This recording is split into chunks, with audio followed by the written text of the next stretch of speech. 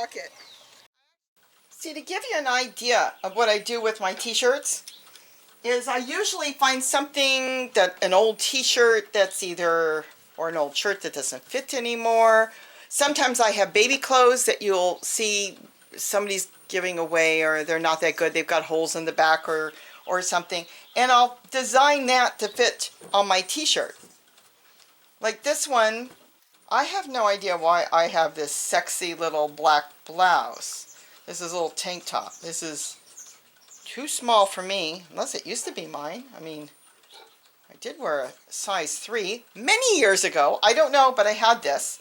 And the other thing I can do with this, since I am no longer wearing outfits like this, I could either cut it like this and then just stitch it all the way around on my t-shirt, or I can leave it as a whole one, which I think I'm going to do with this, which will give me 2 pockets inside. One on the front against my stomach and against my body, and a second one, and it gives it a little bit more stability. So I can, if I wore it out, this is really wrinkled, I found it in the bottom of the hamper. It gives it a little more stability like this. I think it will look good. So I'm going to end up letting this little bit of fringe show on the bottom. Let's see if I can move this and show you here. See, I like this little fringe here. I'm hoping you can see it in the camera. Yes, you can. I just double checked. And I'm going to pull this down, and I'm going to stitch it just down here. Very simple. And just down here. Since it's already stitched, there's nothing else I have to do. I just simply need on my sewing machine just 1 stitch all the way across this way, and I leave the top open. If the pocket seems to flip a little bit when you put it on, you can always stitch across this way a little bit, like 1 inch or 2, and 1 inch or 2 on that side, and then it will really give it a good stability on the shirt and it won't go anywhere. I usually wait on that. Or you could just come across and do 1 inch all the way across and then 1 inch back, and then you know it will stay snug on the top. If you want to put Velcro, I've done that too, but I don't generally do that. I actually put a pin on one. And since I'm not into wasting my time sticking 100 little pins in here, more power to you, I'm back to my masking tape, and this is what I've always used. This is why I got masking tape around, because I use it for a lot of things. And what I will do here, I already taped the inside, because it's going to have a double pocket there. I just tape it. Here I can tape all I want, and of course I take it off as soon as I sew it. I wouldn't leave the masking tape on. You know, you do this the day you're going to sew it, because masking tape will dry out. Then you'll have it stuck to your clothes and you can't get it off. And then you're trying to fight with the glue. So here I can tape the whole thing so it does not go anywhere. Now, what I'm going to do here, again, this is so much easier. I do a lot of sewing this way, is I will stick a piece of tape here. It's cheap. I don't care if I'm wasting it. A piece of tape here. Another one here. And I've got it exactly where I want it on my shirt. If you're into sewing a lot and you have more time, I just don't have a lot of time, you could baste it all the way around with any thread, like a good red thread so you could see it or something, and then take it off after you sew it. Should it be sewn on a sewing machine? I'm going to say yes. I would prefer a sewing machine. You can sew it by hand too. I have a sewing machine, so I'm not going to sew it by hand. Now, as I sew it on the sewing machine, I will pull the tape away. You can sew through this, but the problem is sometimes your needle on your sewing machine might get stuck in the glue sometimes. And I don't mean stuck, but it'll get the needle a little sticky, and then you'll have some problems with it. So as I come down, I'll just peel this off as I'm sewing. And because I already know where it is, and just peel it off. You could go smaller pieces of tape too if you wanted to, so you don't have to deal with such big pieces. See, you could do anything you want. When I sew around the bottom here, because I want that little fringe to show, I'll pull it down and I'll sew it. And then when I wash it next time, it won't be so wrinkled. But I found this on the bottom of the hamper, and I thought, I need a pocket on here. And I've been sticking pockets on my stuff. I've been sticking pockets. Gary's been wanting pockets. He's got sweatshirts in the winter. He likes to have pockets on there, so I found some Australian old sweatshirts that were really cool at the thrift store, and the fronts were printed up really nice, so I just cut them up. Those I cut up. But again, you can have a single pocket, or you know, you can have a single pocket or a double. So I could have cut it and had 2 black pockets, but I like this like this, and I think it's going to be perfect. If I wanted to, this is a big shirt. I tend to wear oversized shirts, and I don't know why. I could turn this inside out and give it a little taper on both sides too, and then flip it back if I want to do that later. That's later, if I wanted to taper the sides. Right now, this is a work shirt in the garden. If it looks really cute, might use it for the grocery store. Because I wear them in the grocery store too, some of my shirts. And this way, when I go into the store, I can drop my keys in here. If I don't drop it in my purse, and just drop it in here. I can throw a plastic bag, because here in California, you have to pay for bags. I'm not paying for bags when I have hundreds and hundreds of them. I can drop my cell phone in here, so I don't have to fiddle with my purse. And that's it. Look how easy this is. I love masking tape. I use it for all kinds of stuff. I use it for my basting is what I'm using it for. If you had something that was very sentimental to you, some fabric, and you've been holding on to it, an old shirt or something, you can make a pocket out of it. Take a really nice shirt and cut it up, and you've got a really nice pocket. I've used old baby clothes. That's why some of them have a little design in it. Cut away an old baby outfit that's, you know, size 1 or 2. You have a favorite sweater, take a pocket of it. I made a pillow out of my grandmother's sweater. My mother embroidered a shirt for me that I'm not wearing right now, and I'm thinking, you know, I might end up doing that. Like I said, right now I have this cute little black sexy top that I'm not wearing. So I found this in the closet, and I thought, oh, this gray shirt was on the bottom of the hamper, washed and just rolled up and thrown in there. I like this. It's a really soft, 100% cotton. So this is going to be really, really cool. It probably, in the beginning, will not be a garden shirt. I'll probably wear it out, and I might give it a little look to it by turning it inside out afterwards and just taking in a little bit of the side so it will flare a little bit on the bottom. There's so many ways you can do this. But that's all there is to it, and I'll show you when it's done. But like I said, a sewing machine, if you want to make sure that pocket stays stable on the top and doesn't fall forward, you could just go 1 inch and then down, across, up, and that way. You can use any fabric. You want a double pocket, just turn it inside out, make a hem around it, leave top open, turn it back inside out, lay it on your shirt, and go for it. You could do anything. You can use an old towel.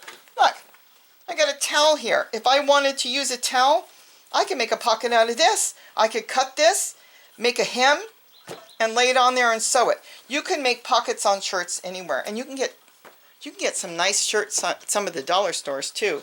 But I go to the thrift store, I look around, I find things I like. This one, you know what? I bought this one at the dollar store, this gray shirt, because I think I bought like 4 or 5 of them, and I just liked it because it was 100% cotton. So we'll see what it looks like when it's all done. Okay, make sure you open up the shirt when you put it on, otherwise you'll sew the back and the front together. You do not want to do that. Just line it up. Hopefully the threads underneath are okay. And I might come across afterwards and do 1 inch. Yeah, I'll go about 1/4 of an inch.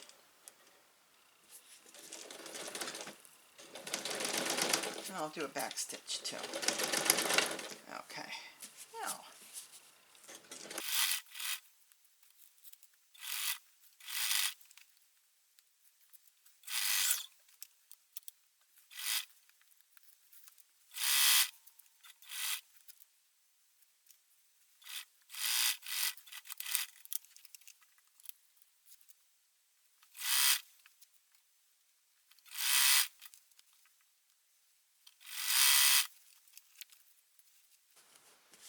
again, just make sure you don't have the back part of your shirt there, that you've got it pushed over so you don't sew the front and the back together.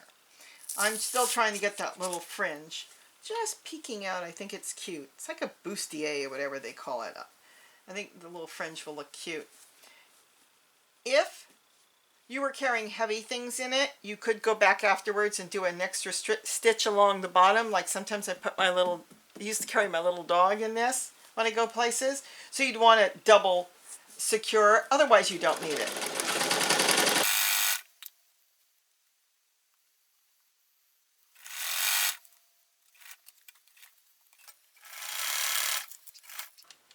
Lock stitch.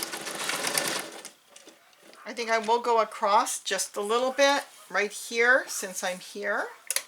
Lift up the foot, put it down. Probably going to go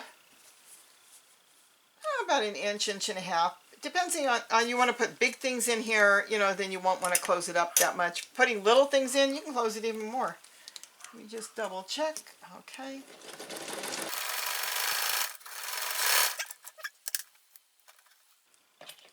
I do not have a fancy machine. I did do a lock stitch, so, you know, back and forth, so it's not going to come loose. This sewing machine cost me $15 at a Salvation Army. So I'm happy with my $15 sewing machine. The thing weighs a ton. Pencrest. I don't even think they make them anymore. Only thing is, I wish it had where you could do, you know, sleeves and stuff. This one does not. Oh, look how cute that is. We'll have to try it on and see what it looks like. I think I will go over. I know you probably can't even see it. I think I will do the other side a little bit. Since I've got the machine still here, I'm sitting at the machine.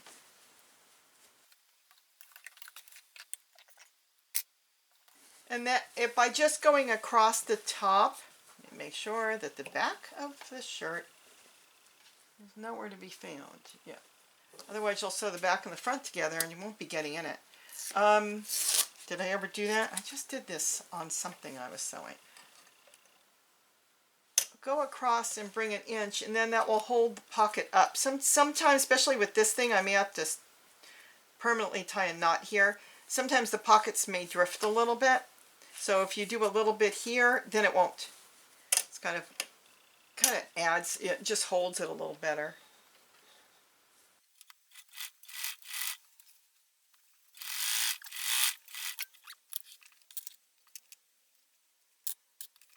Be nice when I wash this and dry it and not throw it somewhere so it wrinkles up. Like I said, it ended up on the bottom of a clean hamper, and I forgot it was there.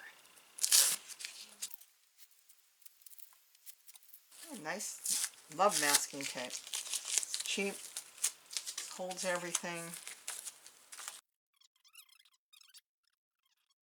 Or, if I don't want to take the white label off that's there, I cut it off, but there's still a little bit.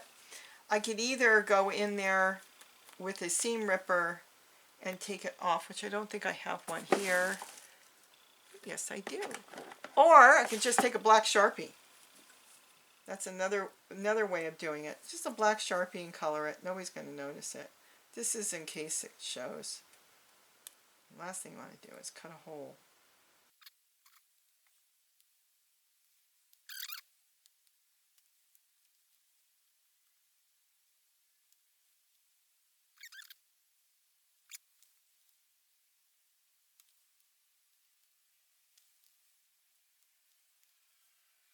Got to be careful with a seam ripper because you can grab the material and then you've got a real hole.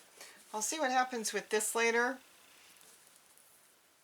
If it starts to give me trouble, I can either sew it or I can tie the bow if I like the way the bow looks, and I can glue it. Just a little white glue, any glue that's, and then I can, you know, trim it down the way I want. So I'll probably deal with this later because I might like the look of it. If I don't like the look of it, then I'll get rid of it. We are done. Now let's go see what this looks like. But masking tape is just so easy to use instead of pins. I have found it so easy. It's all on. Also, if you want, a lot of machines will go right through the masking tape, and then you can take off the masking tape after you're done sewing it. So that's another option. Whatever way works for you. See, I left the masking tape on when I made this pocket for this shirt, and it worked. Looks like it's going to hold really nice. Now we just have to try it on and see what it looks like.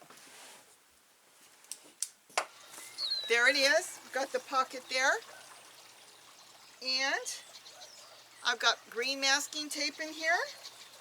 I've got yellow masking tape in here.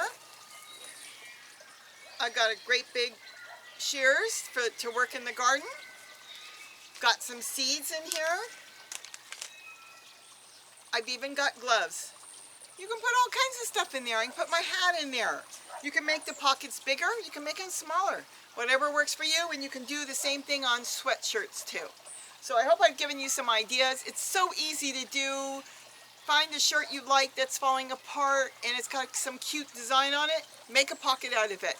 An old sweater, make a pocket out of it. You know, it doesn't matter. You find a nice scarf you like, you know, or a bandana, make a pocket out of that too. Whatever you want to do as far as material. This was a black shirt I had, and of course I wasn't wearing it. It was a black tube top. And look how cute it is. I can put my cell phone in it. If I go to the grocery store, I can put my keys in it, which I did today. You know, I drop my car keys in there. I know where they are. If somebody stole my purse, I'd still have my keys. So I hope it gives somebody an idea. I enjoy making them and I enjoy using them, and they're so comfortable. And remember, if you're jogging or doing something like that, you may want to stitch it across, you know, and have a smaller hole. It's totally up to you, whatever works for you, because everybody's got their own uses. You can make it bigger, so instead of wearing a backpack, you can put, like, let's say, some paper in there, notepads in there or something, if you were going to college or something, or school, or just wanting to keep notes. There's all kinds of stuff you can do. So experiment, try different things, see what works in your lifestyle. For me, I make them all different. Have a great day, and don't forget to eat what you grow. And please like and subscribe. Bye-bye. Oh, wait a minute. I think I've got something else in here. Look at that. Where'd you come from? And I got a puppy in my pocket.